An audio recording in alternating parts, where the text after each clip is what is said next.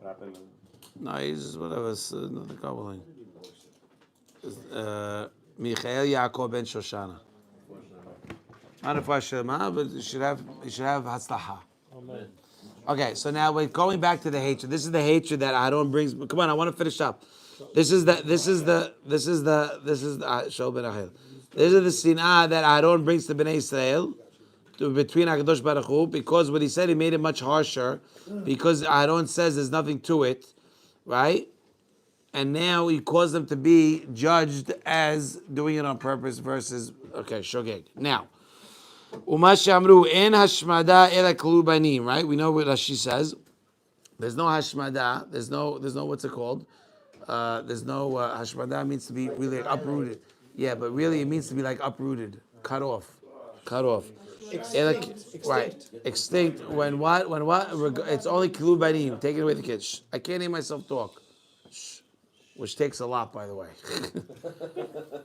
The question is on this one. There's a question, right? Even when Bnei Yisrael says, "Ki amar Hashem lehashmid etchem," Hashem said that Moshe said that Hashem wanted to lehashmid, to destroy you. V'sham ratzah lomar. What is Moshe trying to say? Ben ha'avot uben ha'banim. That Hashem wanted to destroy the fathers and the children of Bnei Yisrael. With the egel. Egel's a giant thing. You really gotta know that. Egel's no joke. Right? Uminayin lo shekan be'aron eno rotze lomar ela klubanim. Why over here? How could the Midrash know where it's talking about Hashmada, the same Lashon? How could it be only talking about Aharon and not the brothers? The other way around. Not the children. Why? No. It's only referring to his kids. Yeah. Viewed, but not Aharon. Yes. I'm sorry. That's what I meant to say. Aharon didn't die. Right.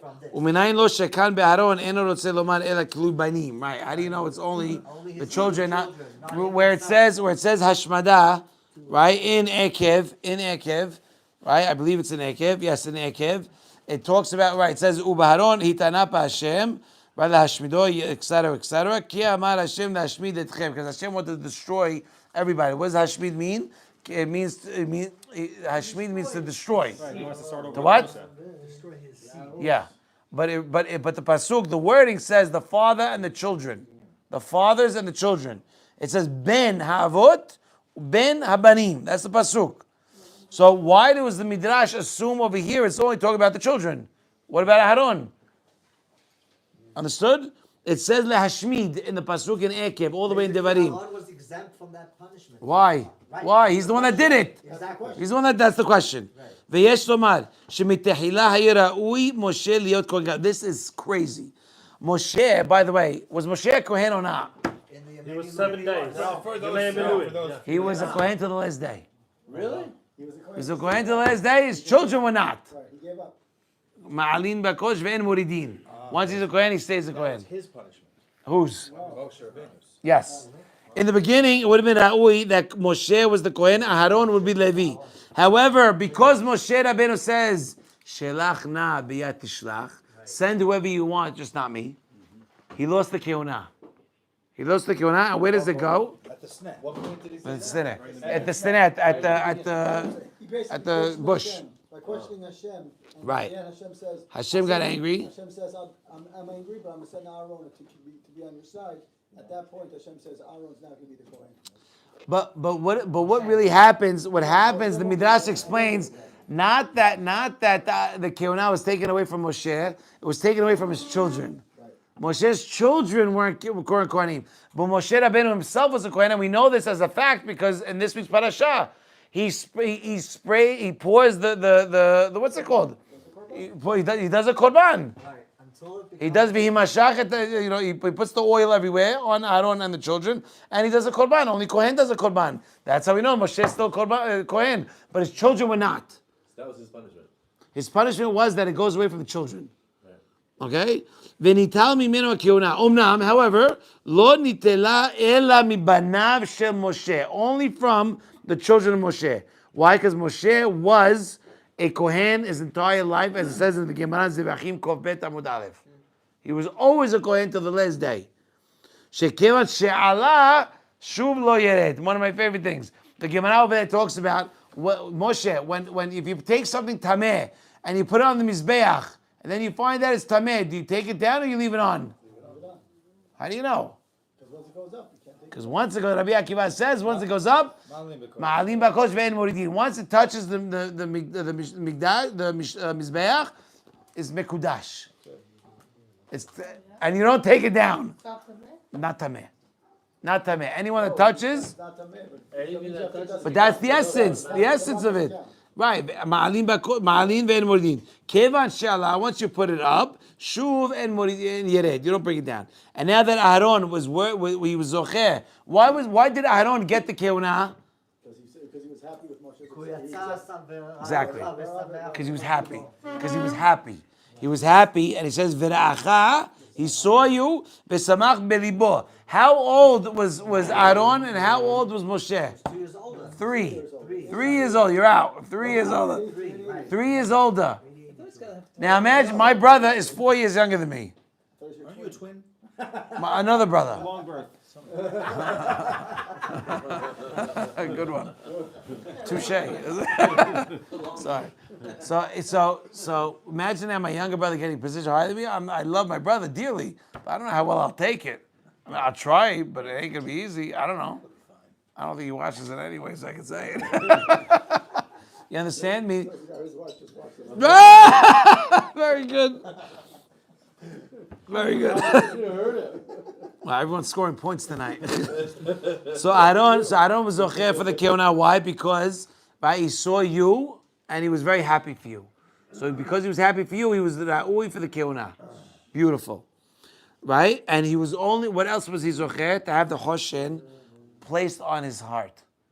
Hoshen has shem mefurash. That's put in the urim v'tumim, and that's how it worked. Urim v'tumim didn't work. It only worked because he had the shem mefurash in it. Urim v'tumim was on the shoulders?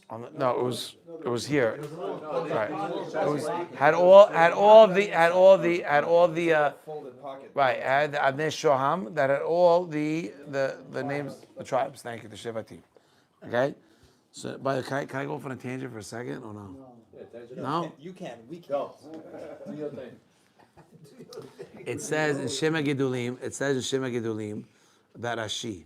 No, not in Shema Gedulim. Yeah, he writes Shema Gedulim was Hida. The Hida was had a plague during his generation, during his time. And what would they do? They made everybody, guess what? Quarantine. Okay. What happened? The Hida, okay, was Maran Hida, we call him. We live in a quarantine age. It was a quarantine, like COVID. What did he do when he was in quarantine? He wrote a book called Shema Gedulim, which I have, I think, 2 copies of. Shema Gedulim. And what did he do? He wrote all the big rabbis from A to Z. Zera Shimshon is in there. And he writes something very, very beautiful about Zera Shimshon. Okay? And I'll tell you, when I first got Shema Gedulim, I'm flipping through it, and then like the page stuck on Zayin. I opened it, Zera Shimshon. What, before you knew Zera Shimshon? No, after I do that.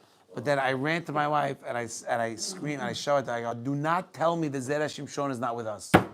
Do not tell me that, because I'm telling you he is. What did you say, huh? Okay. So anyway, so what does he say about Rashi? What does she say? What does the Hida write about Rashi? No. He brings about the Arizal student, Rabbi Chaim Vital, writes, right.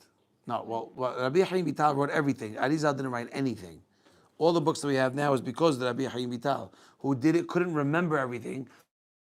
Brings him to somewhere in the Kinneret.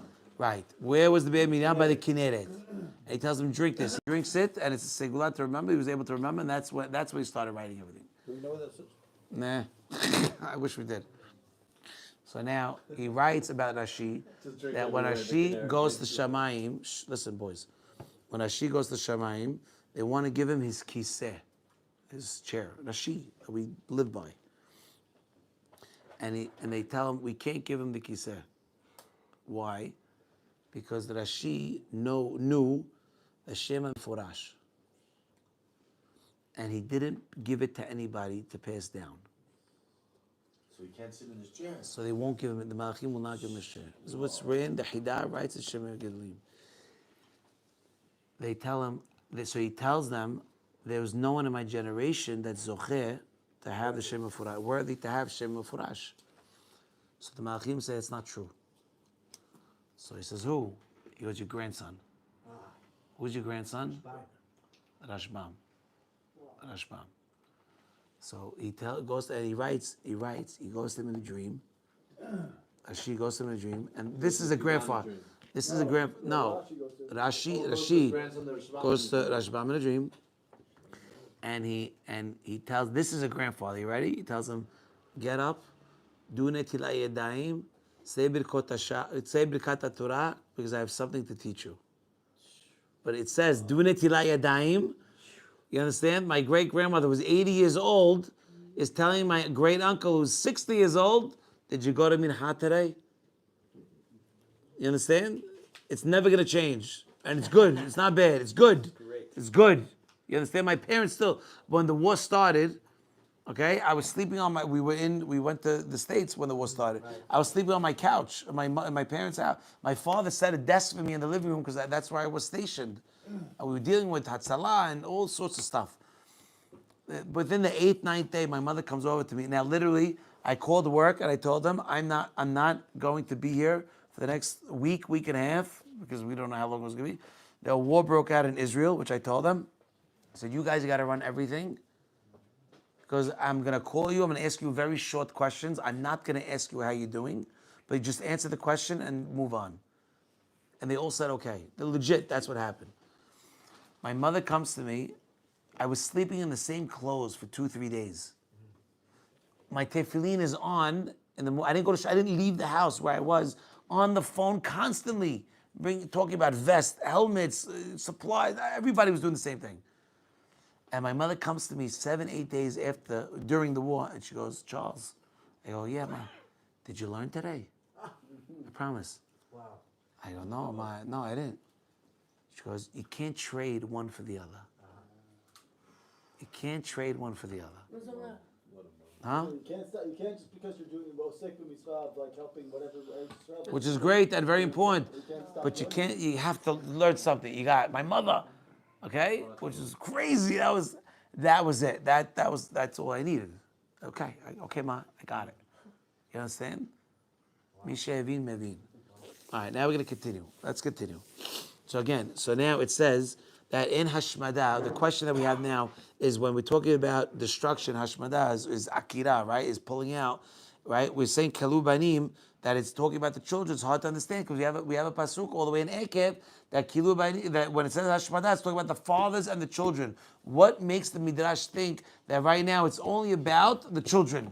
What makes the Midrash feel that Aharon is going to be saved? From where to where? Veyesh Lomar. We're almost done, boys.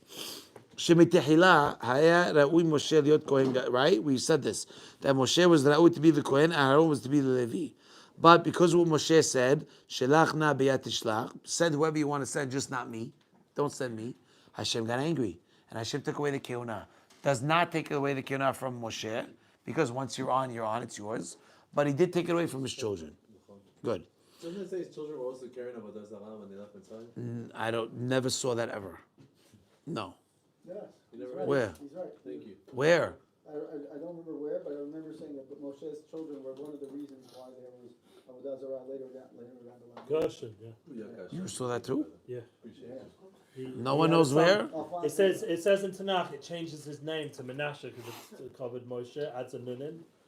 Just to His cover children it. were You Gershom and see later Eliezer. on in Tanakh, there's a story about this. Yes, Menashe, Levi. yes. The Levi, and he makes a base of Avodah Zarah. And it's a hanging note. If it's not written, you couldn't say it. That's my favorite thing. You know, if it wasn't written, we couldn't say it. No one can make it up. You can't make it up. Shkoyach. So now we're going to say that the Keuna was not taken from Moshe, but was taken from the children, because Moshe Atzmo was a Kohen his whole life, like we know. Ume'ata, now that we know that Aharon is Zocheh for Keuna, why is Aharon Zocheh for Keuna? Because he said the words that Hashem said, right? He saw you and he was happy. He was Zocheh le'adi ha'hoshen natul alibo. He was able to get the Hoshen Mishpat, which is where we stopped right now. And when HaKadosh Baruch Hu got angry at Aharon, he can't kill him. He can't kill him. Why? Because the Kohen. Ma'alim ve'en moridin. You can't take him out. Al Aharon shemama. So what el adraba yesh lo le'achyot v'lo kohen.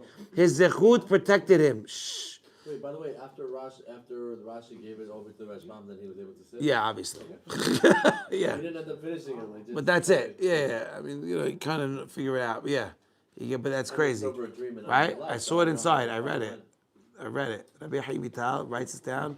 I don't know if it's Ketav Yad or if it was in a book that he wrote, but it's legit. It's crazy. So now Ela Adaraba, that Aharon, because he was zocher for the keuna, right? His zechut should protect him. Udhi maskurto shelema asit kotav shasa. Udhi maskurto. Who knows where that's from?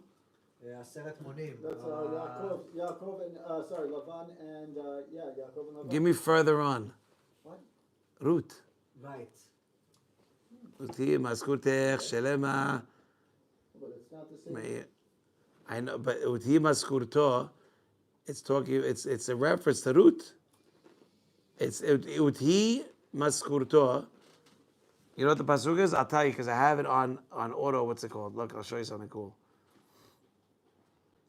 Yishalem Adonai Paolech Uti Maskutech Shelema Me'im Adonai Elohei Yisrael Asher Bat Lehasot Tad Kenafav. Right, which means what? That Naomi is telling, right? Naomi is telling Ruth, go, let God repay you for everything He did. You're so good to me that Hashem should pay everything for you. So over here, Uti Maskurto, just because it's male and not female, because it would be Maskurtech, like the pasuk is in Ruth. Uti Maskurto Shelema. Right? On what? On the sitkut that he did, which was what? That he was happy for his younger brother that he got the position. And also, not only that, we know what it says. Kevan she'ala shu lo yered. Like Moshe, he got up, he shouldn't go down. Olim lo yoredim, right? Like Moshe did something wrong, it was just cut off from his children. But Aharon also. Velo yoridin. Regarding the Gemara Zevachim. Ma'alim ba'kodesh ve'en moridin. That's a different concept, but it's pretty much the same thing. But the children. You understand? Moshe got the keuna. He did something wrong. What happened? The keuna was taken from the children. Aharon did something wrong. The keuna should not be taken away from him because he has zechut. So who should it be taken away from? His children. You understand? Moshe did something wrong. He had the keuna. He got it taken away. It didn't get it taken away from him. It got taken away from his children. Aharon, different. Aharon, same thing. He did something wrong. He already owns the keuna. You can't take the keuna away from him. So you're going to take it away from his children. Lashmid, even worse. Right. Right. Aval banav. Why did his children get it? His children got it only because his father had it. Only because they didn't do anything special. Aharon's the one that he's the breadwinner. She'enam, but when was it? 5 minutes and we're done. Come on, boys. Aval banav. Could you not do that after I just said we're only 5 minutes and make it sound like it's hard to sit here? It wasn't connected. It seems very connected. He was getting emotionally set up for a giant finish. Okay, look. Aval banav she'enam ba'im ela mikocho shel Aharon. Right? Hashta shehura kocho. Now that is Aharon's power, his koach was now weakened, so too their koach was also weakened. Right? And now we have to say, She'en hashmada amur kan be'Aharon ela kilu banav. Banim. You understand? So Aharon, his power was weakened. Why was it weakened? Because he did what he did. But we can't take away the keuna from him because he's Kohen. So who are we going to take it away from? His children. Just like we did for Aharon. Okay. Not having. Well, hold on. It's really on all. Right. A separate. Stays in his family. I only have 3 minutes. You can't give me another hour. And now that it says kilu, what does it say kilu banim? It doesn't say mitat banim, the death of the children. You have to say that Kadosh Baruch Hu at the end of the day did not want to kill them. He didn't want to kill the children, right? Ela keshehara when Hashem got angry at Aharon, he wanted his children not to be kohanim, right? Just like he did to Moshe's children, like it says in the Midrash in Parashat Vayelech, ki azar kamavet ahava. Which is what? The Pasuk of Shir Hashirim. Right? Love is as strong as death. What does Moshe say? Moshe says, it says in the Zohar, Moshe Rabbeinu rather have 100 deaths Then one feeling of hatred, of jealousy. Jealousy. Pasuk says after, Ki-